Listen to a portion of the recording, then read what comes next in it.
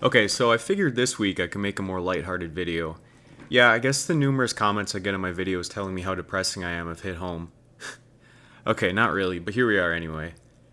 So, this week I wanted to do a look through of one of my favorite subreddits as of late. That's the r/FuckCars subreddit. Yes, I know it's a rather inflammatory name, but let me clarify a few things. The community doesn't necessarily hate cars as a concept, rather, they hate the negative effects that car dependency has had on our society. Plenty of people on there, myself included, have remarked that they think cars are cool, but recognize that building our cities around them was a bad idea. So, that being said, let's take a dive into some of the most popular posts on there over the past few weeks. Ah, yes, let's get straight into politics. Okay, I don't think I've mentioned it before, but it seems pretty clear that the anti car dependency movement is rather left wing politically. But I've seen many people remark on the fact that this shouldn't really be a partisan issue, and I tend to agree. This should be something the left and right can unite on for the betterment of our society. Of course, however, in this country we love to make everything political and fight over it. Just because. So there's that. I like this first comment here. I tell my libertarian friends this all the time.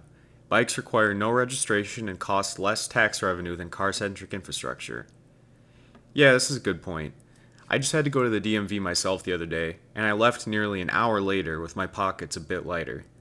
Cars have all kinds of fees and regulations strapped to them, and for a party that advocates for less government interference, it seems weird to not recognize that. Agree 100% on this one. Going through the airport is such a hassle anyway. I remember when I was living in Europe, I could just show up at the train station and get on a train within like half an hour, nothing booked in advance, no annoying security checks, nothing. I'm telling you that if you've never experienced trains like how Europe does it, it'll change your life. Two things to note here. One, people often comment on how big America is and how a high-speed rail wouldn't work, but then ignore that a huge population of people live in this eastern cluster of states, which aren't any bigger than a similar area in Europe with high-speed rail. Also, countries like China are spending their time and resources making this kind of thing available, while we continue to dump our tax dollars into expanding and repairing our roads in a seemingly never-ending cycle. So we're losing to China. We're losing to the rest of the world. Yeah, so California is one of those places with their heart in the right place, but that's about it. The whole movement to transition from gas-powered vehicles to EVs is framed as a step in the right direction, but it's really just a continued exercise in futility.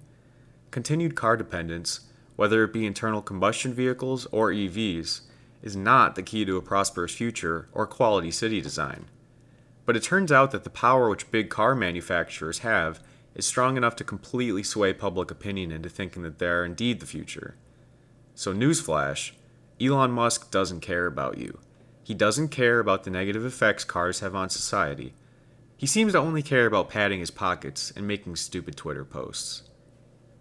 Okay, speaking of Elon Musk, this post makes a great point. So not only is he a greedy billionaire, he puts his own whims ahead of the good of society, which quite literally makes him a supervillain. I'm not going to get into the Hyperloop in this video, besides mentioning it's a monumentally stupid idea. So I'm glad more people are realizing this. We live in a world where meme lords like Elon Musk are weirdly admired, but when we come around to realizing that people like him are a big part of the reason our lives still suck, maybe we can get somewhere. Like I said before, if you're one of the many Americans who have never left the country and are maybe skeptical on some of these ideas, I highly recommend you do some traveling and experience what the actual developed world has to offer. Okay, as a former Uber Eats driver, this is hilarious to me.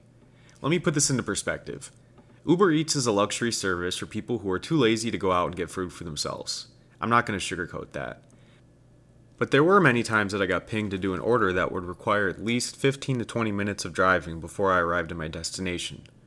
Now let's say that a walker is in an area of a city that has a large cluster of restaurants within a few streets. If that person can be pinged right down the street from one of these restaurants, and the person who ordered the food is no more than a 15 to 20 minute walk away, then what difference does it even make? I think this one speaks for itself. This is the type of thing I'm tired of seeing.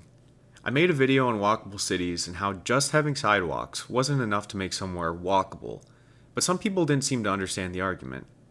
While heartbreaking, this type of headline pretty much sums that up.